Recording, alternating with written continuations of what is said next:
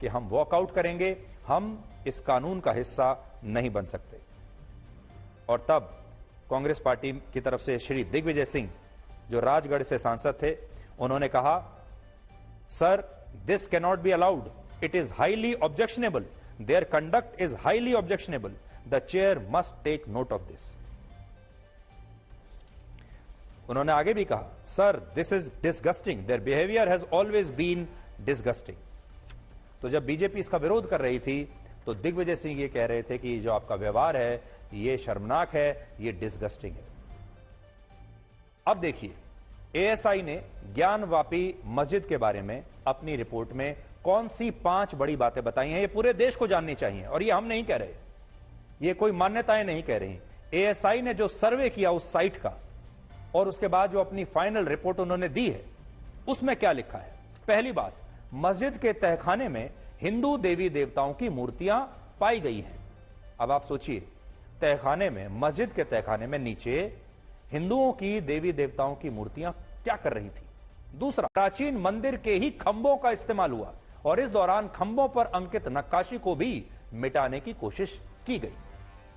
तीसरा पॉइंट उन्होंने लिखा है एएसआई ने, मस्जिद से कन्नड़, तेलुगु और देवनागरी लिपि में कुल मिलाकर 34 ऐसे शिलालेख मिले हैं जो मस्जिद के स्थान पर पहले मंदिर होने का प्रमाण पेश करते हैं और इन शिलालेखों में जनार्दन, रुद्र, उमेश्वर और महामुक्ति मंडप जैसे शब्द लिखे हुए हैं। चौथा पॉइंट, ज्ञानवापी मस्जिद की पश्चिमी दीवार प्राचीन मंदिर का ही अवशेष है जिसे मुगलों ने ध्वस्त न करके मस्जिद में ही सम्मिलित कर लिया था, मस्जिद में ही मिला लिया था। और पांचवा पॉइंट, ज्ञानवापी मस्जिद के ढांचे से पता चलता है कि इसका निर्माण 17वीं सदी में हुआ था और यह मस्जिद प्राचीन मंदिर के मलबे से ही बनाई गई थी।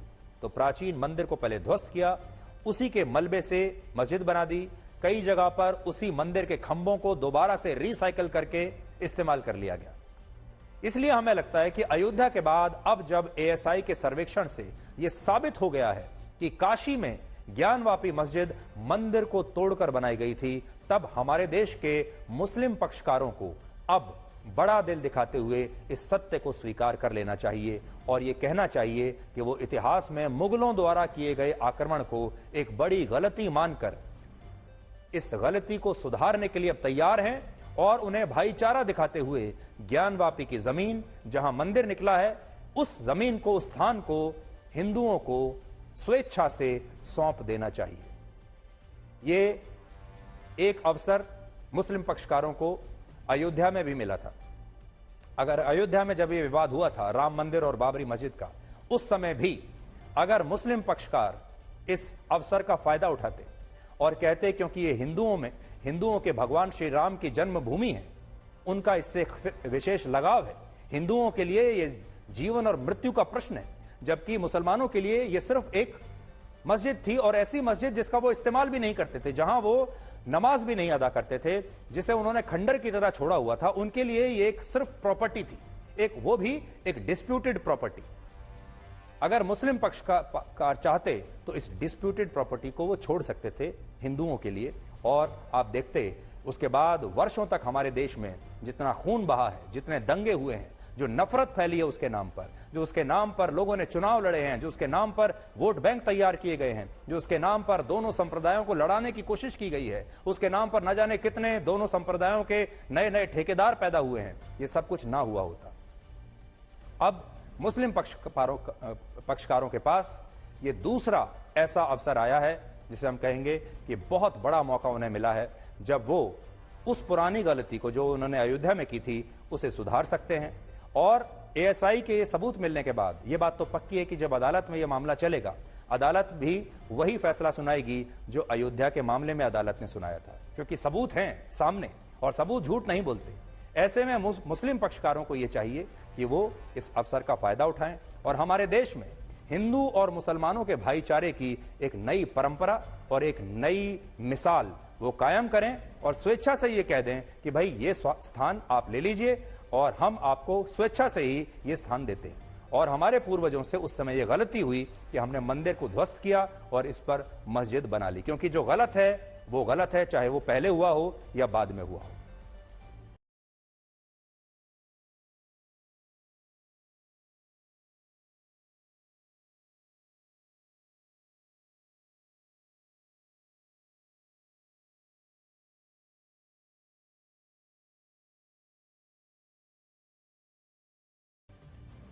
और अब आखिर में हम आपको यह बताएंगे कि भारत में, पूरे भारत में, भारत के करोड़ों परिवारों में इस बात की चर्चा क्यों हो रही है कि 22 जनवरी को भगवान राम की जिस प्रतिमा में उनकी प्राण प्रतिष्ठा हुई, वो प्रतिमा उस प्रतिमा से अलग थी जिसका निर्माण कर्नाटक के मूर्तिकार अरुण योगीराज ने किया था।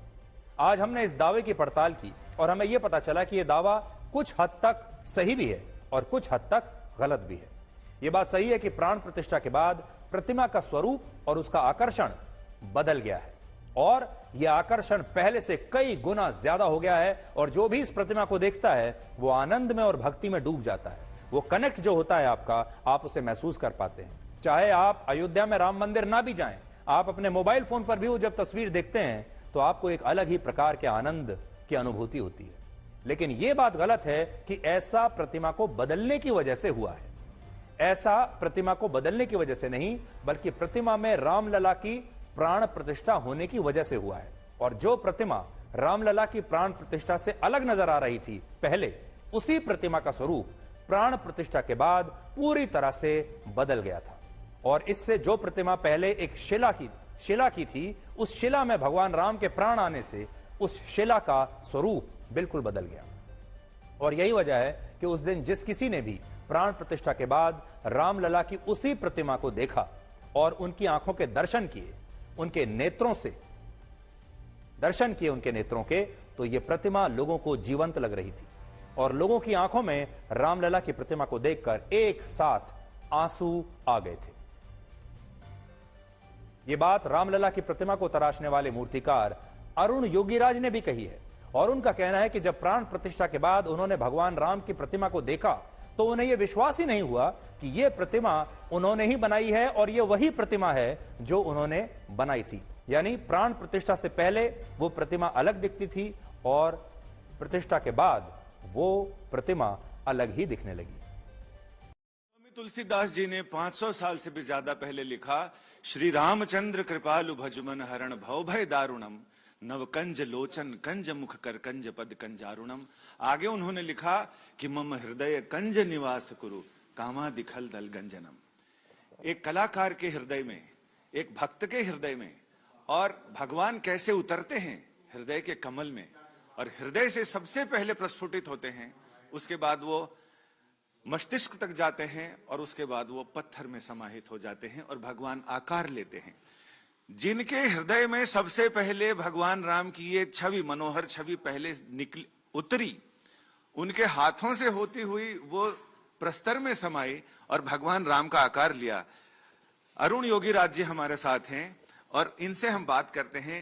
ये जो पंक्ति है, मम हृदय कंज निवास, आपके हृदय में रामलला उतरे, कैसे उतरे, इसके बारे में हमारे दर्शकों को बताइए। सबको धन्यवाद। जय श्री राम। जय श्री राम। पहला हमको इस काम के लिए चुना गया था, वो बहुत बड़ी जिम्मेदारी था हमारा पूरा देश के लिए। लल्ला को दर्शन करवाना बहुत बड़ी काम दिया गया था। इसके लिए हम बहुत बोल सकते हैं 7 महीने से इसके बारे में चिंता रहा। पूरा दिन रात हम इसी के बारे में सोचते थे, देश को दर्शन कैसे करवाएंगे। और हमारे इसके साथ भी हम पूरा कोशिश किया है और जानकारी ले लिया हमने 5 साल के बच्चों का फीचर्स में क्या क्या दे सकते हैं, और शिल्प शास्त्र के अनुगुण भी होना है और 5 साल का बच्चा भी होना है। 5 साल के बच्चों के अंदर राम भी ढूंढना है हमको। ये बच्चा नॉर्मल बच्चे रियलिस्टिक काम से जैसा नहीं है, हमको इसके अंदर राम को ढूंढना था।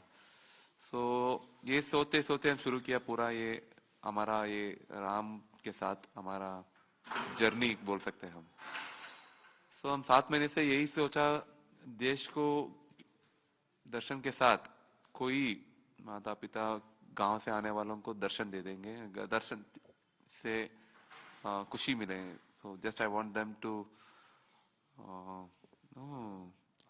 भगवान आशीर्वाद। आप इतने कॉन्फिडेंट हैं, आपने मतलब हजारों चेहरों को आकार दिया है और स्वयं भगवान को आकार दिया है। कई लोग हैं गॉड्स एडवोकेट हैं, जैसे कि पाराशरण जी हैं और या विष्णु शंकर जैन है, हरिशंकर जैन है। आप अब कितने कॉन्फिडेंट हैं कि दोबारा बनाएंगे तो ऐसा रेप्लिका बना पाएंगे? नहीं नहीं, बना नहीं सकते इसको, क्योंकि मैं क्या फील हो गया मैं ना, वो पहला विवेक सृष्टि है, अभी इधर मूर्ति निर्माण हुआ है, उस वक्त वो अलग दिखता था। बाद में अंदर जाने के वक्त मेरे को ऐसा महसूस हो गया ये अपना वो नहीं है जो पैलेस के अंदर बच्चा रहा है, उस वक्त में हम लेके अंदर जा रहा था, वो ऐसा फील हो रहा था मेरा। भारत के संविधान से जुड़ी ऐसी 5 बातें बताएंगे जिनके बारे में आपको शायद आज तक किसी ने नहीं बताया होगा। भारत के पहले प्रधानमंत्री पंडित जवाहरलाल नेहरू ने भारत का संविधान लिखने के लिए स्वयं प्रेम बिहारी नारायण का चुनाव किया था। उन्होंने स्वयं किया यह चुनाव, लेकिन दिलचस्प बात यह है कि इस दौरान दोनों की ही एक शर्त भी थी। नेहरू की शर्त यह थी कि भारत का संविधान अंग्रेजी भाषा में और इटैलिक फॉन्ट स्टाइल में लिखा जाए, यह नेहरू की शर्त थी। और प्रेम बिहारी का कहना था कि वो ये संविधान इस शर्त पर लिखेंगे जब उन्हें इसके हर पन्ने पर अपना नाम और आखिरी पन्ने पर अपना और अपने दादाजी का नाम लिखने की इजाजत दी जाएगी।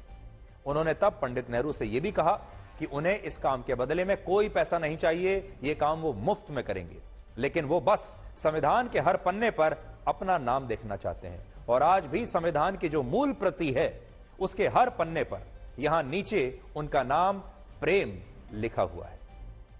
यह बात जानकर आपको और भी हैरानी होगी कि भारत ने अंग्रेजों से आजादी मिलने के बाद अपने संविधान की रचना की, यानी हमने अपना संविधान खुद लिखा, बनाया, उसकी रचना की, लेकिन इस संविधान की मूल प्रति अंग्रेजी भाषा में ही लिखी गई। तो सोचिए, जब हम आजाद हुए, अंग्रेजों से आजाद हुए, जब एक स्वतंत्र राष्ट्र के तौर पर हम अपना निर्माण कर रहे थे, किसी भी स्वतंत्र राष्ट्र की जो पहली चीज होती है, जो आत्मा कही जाती है, वो होता है उसका संविधान। लेकिन जब हमने अपना संविधान बनाया, उसे भी हमने अंग्रेजी में लिखा, हिंदी में नहीं लिखा, यानी उन लोगों की भाषा में लिखा जिन्होंने हमें गुलाम बनाकर रखा था। और हमारी जो आत्मा है वो कम से कम अंग्रेजी को तो नहीं समझती थी। इससे भी बड़ी बात यह है कि भारत का संविधान दुनिया का इकलौता ऐसा संविधान है जो 1-2 नहीं बल्कि 10 से ज्यादा देशों से प्रेरित है। और इन 10 देशों के नाम आज आप इस नक्शे पर देख सकते हैं। अपना संविधान बनाने से पहले हमने इन 10 देशों के संविधान को स्टडी किया, देखा कि इन 10 देशों में क्या होता है, इन्होंने अपने संविधान में क्या क्या लिखा है।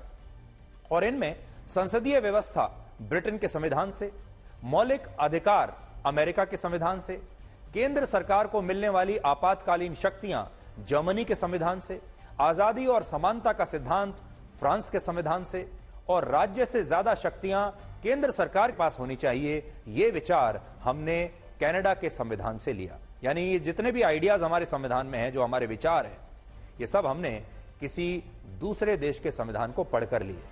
यानी भारत का संविधान पश्चिमी देशों के संविधान से प्रेरित था, और इसलिए भारत का संविधान आज दुनिया का सबसे बड़ा लिखित संविधान भी माना जाता है। भारत का संविधान 1,46,385 शब्दों का है, जबकि अमेरिका का संविधान 7,762 शब्दों का है, ब्रिटेन का 54,408 शब्दों का, चीन का 10,960 शब्दों का, और रशिया का संविधान 12,908 शब्दों का संविधान है, जिससे आप समझ सकते हैं कि भारत का संविधान इस समय दुनिया का सबसे बड़ा संविधान है। लेकिन असल में समस्या यह हुई कि भारत का संविधान जब रचा जा रहा था तो उसमें भारत का डीएनए होना चाहिए था। भारत की व्यवस्थाएं क्या हैं, भारत की सोच क्या है, भारत की पहचान क्या है, भारत की चुनौतियां क्या हैं, भारत की संस्कृति क्या है, इस सब का ध्यान रखा जाना चाहिए था। भारत के लोग क्या सोचते हैं, भारत के लोगों की आदतें क्या हैं, भारत के लोगों की चुनौतियां क्या हैं। और हमारी चुनौतियां अलग हैं, अमेरिका की चुनौतियां अलग हैं, ब्रिटेन की अलग हैं, कनाडा की अलग हैं, यूरोप के देशों की चुनौतियां उस समय अलग थी, उनके विचार अलग थे, मानव अधिकारों के लिए उनके विचार अलग थे, और हमारे यहां मानव अधिकारों की चुनौतियां अलग थी। उस समय उनकी चुनौती भूख और प्यास नहीं थी, गरीबी नहीं थी, जबकि हमारी जो सबसे बड़ी चुनौती थी वो गरीबी थी, भूख, प्यास, शिक्षा, ये सब हमारी चुनौतियां थी। लेकिन कई बार ऐसा लगा कि संविधान जब लिखा गया तो संविधान लिखने वालों ने जो विदेशी संविधान थे, पश्चिमी देशों के जो संविधान थे, उनसे ज्यादा प्रेरणा ले ली और वो अपने देश के डीएनए को भूल गए। एक और कड़वा सच यह है कि डॉक्टर भीमराव अंबेडकर भारतीय संविधान के मुख्य वास्तुकार थे, लेकिन उन्होंने जिस संविधान की रचना की थी, उस संविधान में कहीं भी भारत को धर्मनिरपेक्ष और समाजवादी देश के रूप में परिभाषित नहीं किया गया था। भारत के मूल संविधान में लिखा था कि भारत एक सॉवरेन डेमोक्रेटिक रिपब्लिक है, लेकिन वर्ष 1976 में इंदिरा गांधी ने इसमें सोशलिस्ट और सेक्युलर शब्द जोड़ दिए और इस तरह हमारा देश एक sovereign socialist secular democratic Republic बना। इसके अलावा जिस दौर में भारत के संविधान में धर्मनिरपेक्ष शब्द जोड़ दिया, उस दौर में भारत के संविधान को कॉन्स्टिट्यूशन ऑफ इंडिया नहीं बल्कि कॉन्स्टिट्यूशन ऑफ इंदिरा कहा जाने लगा था। एक और कड़वा सच है कि हमारे देश के लोगों ने संविधान लागू होने के सिर्फ 1.5 वर्षों में ही डॉक्टर भीमराव अंबेडकर को भुला दिया था। यह भी कड़वा सच है। आज भीमराव अंबेडकर के नाम पर न जाने कितने नेता और कितनी पार्टियां अपनी अपनी दुकान चलाते हैं। आज भीमराव अंबेडकर को जगह जगह श्रद्धांजलि दी जाती है, उनकी प्रतिमाएं आपको देखने को मिलती हैं, लेकिन हमारे देश ने, हमारी राजनीतिक व्यवस्था ने उनके साथ क्या किया, ये शायद आप भूल चुके हो। वर्ष 1951 और 52 में जब भारत के पहले लोकसभा चुनाव हुए, देखिए याद रखिएगा, जब भारत का पहला लोकसभा चुनाव हुआ 1951 और 52 में, तब डॉक्टर अंबेडकर ने नेहरू की कांग्रेस पार्टी के खिलाफ एक नई पार्टी का गठन किया जिसका नाम था शेड्यूल्ड कास्ट फेडरेशन। उनकी पार्टी ने तब पहले चुनाव में 10 राज्यों की 35 सीटों पर चुनाव लड़ा, लेकिन उन्हें इन 35 में से सिर्फ 2 सीटों पर जीत मिली, जबकि 14 सीटों पर उनकी पार्टी के उम्मीदवारों की जमानत जब्त हो गई। और हैरानी की बात यह कि खुद अंबेडकर बॉम्बे लोकसभा सीट से चुनाव हार गए थे। यानी भीमराव अंबेडकर जब पहली बार इस देश में चुनाव लड़ने के लिए उतरे हमारे पहले लोकसभा चुनाव में, तो वो हार गए थे और तब तक उनकी पंडित नेहरू से खटपट हो चुकी थी। इसके अलावा पंडित जवाहरलाल नेहरू और उनकी सुपुत्री इंदिरा गांधी को उनके जीवित रहते हुए ही भारत रत्न से सम्मानित किया गया था। यह पूरा देश जानता है। नेहरू को भी भारत रत्न मिला उनके जीवित रहते हुए और इंदिरा गांधी को भी मिला, लेकिन डॉक्टर भीमराव अंबेडकर को उनकी मृत्यु के 34 वर्षों के बाद 1990 में तब भारत रत्न मिला, जब देश में एक गैर कांग्रेस सरकार थी और प्रधानमंत्री वीपी सिंह थे। वीपी सिंह ने जाकर बी.आर. अंबेडकर को भारत रत्न दिया। दुख की बात आज यह है कि हमारे देश में जिन शब्दों का सबसे ज्यादा दुरुपयोग होता है, उनमें संविधान शब्द सबसे ऊपर है। हमारे देश में बहुत सारे नेता ऐसे हैं जो अपने परिवार और अपने राजनीतिक भविष्य को खतरे में देखते हैं, तो उन्हें देश का संविधान खतरे में दिखाई देने लगता है। जैसे ही उनके परिवार पर बात आती है, जैसे ही कानून का शिकंजा उन तक पहुंचता है, तो वो सबसे पहली बात जो कहते हैं वो कहते हैं कि भारत का संविधान ही खतरे में आ गया है। तो आपने भी वर्षों से ये बात सुनी होगी कि भारत का संविधान हमेशा से ही खतरे में ही रहता है, जबकि संविधान का असली अर्थ क्या होता है आज भी ये बहुत सारे लोग हमारे देश के जानते ही नहीं है। संविधान शब्द 2 शब्दों से मिलकर बना है, सम और विधान। सम का अर्थ है समान और विधान का अर्थ है नियम और कानून, यानी जो नियम और कानून सभी नागरिकों पर एक समान रूप से लागू होते हैं उसे संविधान कहते हैं। अब एक बड़ा प्रश्न आपके लिए भी है, क्या आपको लगता है कि हमारे देश में सभी नियम और कानून समानता से सब पर एक साथ लागू होते हैं? गरीब पर, अमीर पर, वीआईपी पर, साधारण आदमी पर? यह बात आप खुद सोचकर आज बताइएगा। संविधान का मूल विचार कहता है कि यह किसी देश की नीतियों और सिद्धांतों का एक ऐसा संग्रह है जिसके आधार पर उस देश की शासन व्यवस्था को संचालित किया जाता है। लेकिन सोचिए, क्या भारत में ऐसा आपने होते हुए देखा है? और आज भी हमारे देश में शादी, तलाक और संपत्ति जैसे मामलों के लिए हिंदू, सिख, जैन और बौद्ध धर्म के लोग तो एक समान कानून के दायरे में आते हैं, लेकिन इन्हीं मामलों के निपटारे के लिए भारत में मुस्लिम, ईसाई और पारसी धर्म के लोगों के पास अपने अपने पर्सनल लॉज हैं। यानी पूरी दुनिया में भारत शायद इकलौता ऐसा धर्मनिरपेक्ष देश है या अपने आप को धर्म निरपेक्ष बताने वाला देश है जहां कानून ही धर्म के हिसाब से बटा हुआ है। एक धर्म के लिए अलग कानून है, दूसरे धर्म के लिए अलग कानून है। और बड़ी बात यह है कि जो नेता अक्सर भारत के संविधान को खतरे में बताते हैं, वो इस भेदभाव पर कभी कोई बात नहीं करते, बल्कि इसी भेदभाव के आधार पर वो वोट मांगने जाते हैं और कहते हैं लोगों को कि ये भेदभाव हम जारी रखेंगे, इसलिए हमें वोट दीजिए। लेकिन इस विडंबना को आप एक और उदाहरण से आज समझ सकते हैं। वर्ष 1991 में कांग्रेस पार्टी की सरकार संसद में एक कानून लेकर आई। याद रखिएगा, वर्ष 1991 क्या कानून लेकर आई?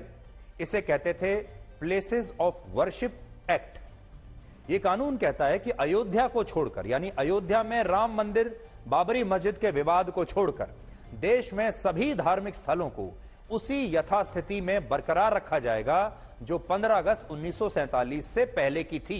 यानी 15 अगस्त 1947 से पहले अगर किसी स्थान पर मस्जिद थी तो वो मस्जिद भविष्य में भी मस्जिद ही रहेगी, और किसी स्थान पर अगर मंदिर था तो वो भविष्य में मंदिर ही रहेगा। लेकिन जो यथास्थिति 15 अगस्त 1947 से पहले की थी वही रहेगी। एक ही अपवाद है और वो था अयोध्या में राम मंदिर और बाबरी मस्जिद। और इसके लिए कांग्रेस पार्टी ये कानून लेकर आई। ये कानून जब संसद में पेश हुआ तब बीजेपी विपक्ष में थी और बीजेपी बार बार यही कह रही थी कि इस कानून का मकसद उन मस्जिदों को बचाना है जिनका निर्माण मंदिरों को तोड़कर किया गया है। वरना आप खुद सोचिए कि इस कानून की हमारे देश में आजादी के बाद लाने की क्या आवश्यकता थी। जाहिर है इस कानून की जो आवश्यकता थी वो सिर्फ ये थी कि जितनी भी मस्जिदें हैं वो वैसे ही बरकरार रहें। अब किसी और मस्जिद पर, बाबरी मस्जिद के बाद किसी और मस्जिद पर और कोई विवाद ना हो पाए, यह मंशा थी इस कानून को लाने की। इससे भी बड़ी बात यह है कि जब इस कानून पर लोकसभा में बहस हो रही थी, जब बीजेपी के सांसद रासा सिंह रावत ने कहा कि इस कानून में अयोध्या के अलावा कम से कम मथुरा के श्री कृष्ण जन्मभूमि के मामले को और काशी के ज्ञानवापी मामले को भी अपवाद के तौर पर शामिल करना चाहिए, क्योंकि इन दोनों ही स्थानों पर मुगलों ने मंदिरों को तोड़कर मस्जिदें स्थापित की थी। लेकिन कांग्रेस ने इस बात को तब नकार दिया और स्वीकार नहीं किया। कांग्रेस ने देश में मंदिर तोड़कर बनाई गई सभी मस्जिदों को बचाने के लिए यह कानून बनाया और यह सब कुछ संविधान और लोकतंत्र के नाम पर हो रहा था। लेकिन अब एएसआई ने अपनी सर्वे रिपोर्ट में यह बता दिया है कि काशी में ज्ञानवापी मस्जिद के नीचे एक बड़ा और भव्य मंदिर था और इस मंदिर के मलबे और अवशेषों से ही ज्ञानवापी मस्जिद का निर्माण हुआ था।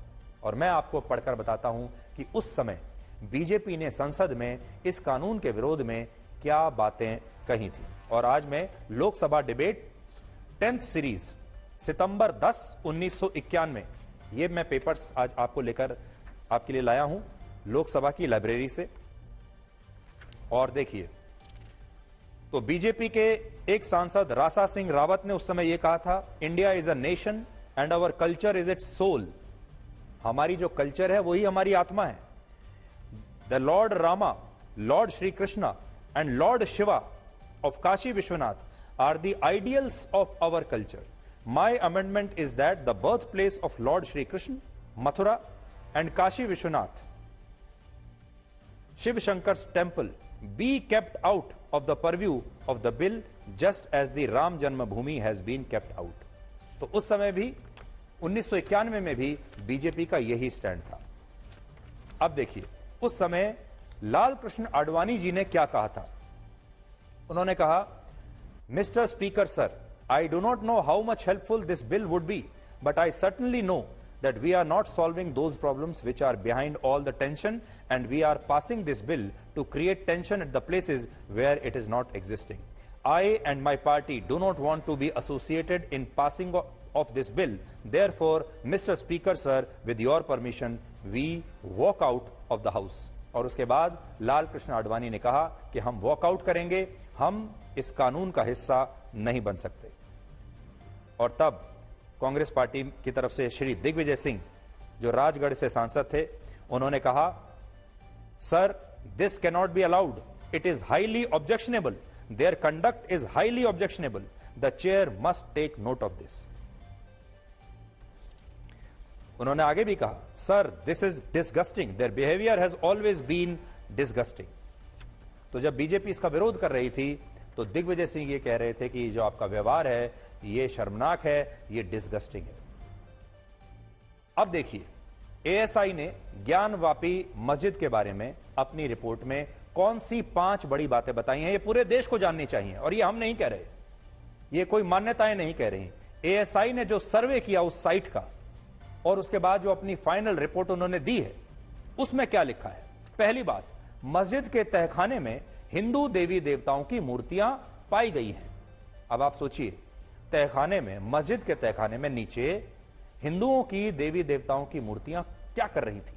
दूसरा, 17वीं सदी में मंदिर को तोड़कर यहां ज्ञानवापी मस्जिद का निर्माण हुआ और इस मस्जिद को बनाने के लिए प्राचीन मंदिर के ही खंभों का इस्तेमाल हुआ और इस दौरान खंभों पर अंकित नक्काशी को भी मिटाने की कोशिश की गई। तीसरा पॉइंट उन्होंने लिखा है एएसआई ने, मस्जिद से कन्नड़, तेलुगु और देवनागरी लिपि में कुल मिलाकर 34 ऐसे शिलालेख मिले हैं जो मस्जिद के स्थान पर पहले मंदिर होने का प्रमाण पेश करते हैं और इन शिलालेखों में जनार्दन, रुद्र, उमेश्वर और महामुक्ति मंडप जैसे शब्द लिखे हुए हैं। चौथा पॉइंट, ज्ञानवापी मस्जिद की पश्चिमी दीवार प्राचीन मंदिर का ही अवशेष है जिसे मुगलों ने ध्वस्त न करके मस्जिद में ही सम्मिलित कर लिया था, मस्जिद में ही मिला लिया था। और पांचवां पॉइंट, ज्ञानवापी मस्जिद के ढांचे से पता चलता है कि इसका निर्माण 17वीं सदी में हुआ था और यह मस्जिद प्राचीन मंदिर के मलबे से ही बनाई गई थी।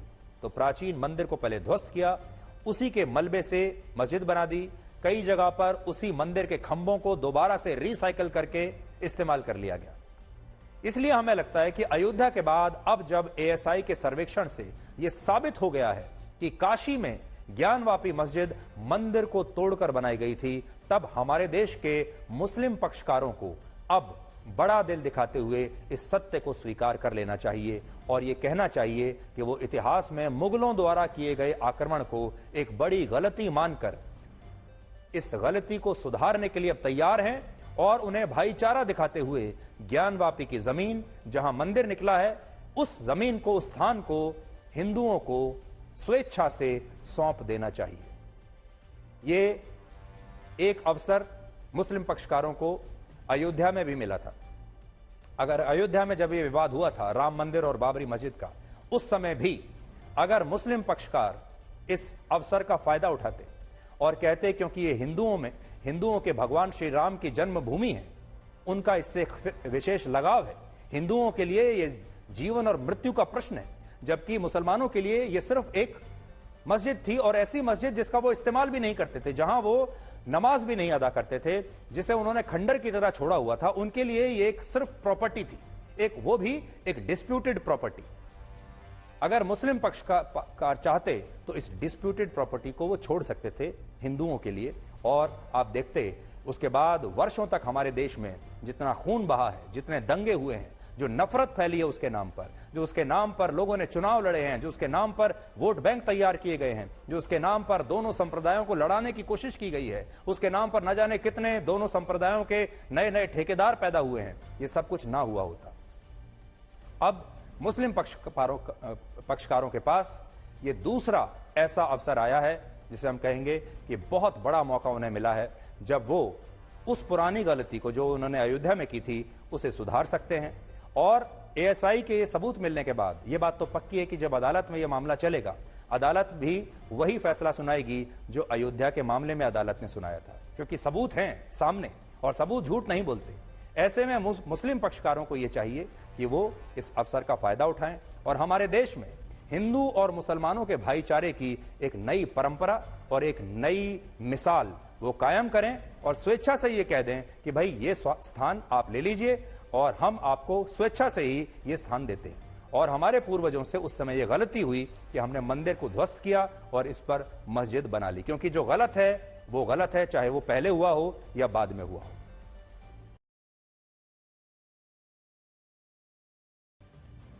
और अब आखिर में हम आपको यह बताएंगे कि भारत में, पूरे भारत में, भारत के करोड़ों परिवारों में इस बात की चर्चा क्यों हो रही है कि 22 जनवरी को भगवान राम की जिस प्रतिमा में उनकी प्राण प्रतिष्ठा हुई, वो प्रतिमा उस प्रतिमा से अलग थी जिसका निर्माण कर्नाटक के मूर्तिकार अरुण योगीराज ने किया था। आज हमने इस दावे की पड़ताल की और हमें यह पता चला कि यह दावा कुछ हद तक सही भी है और कुछ हद तक गलत भी है।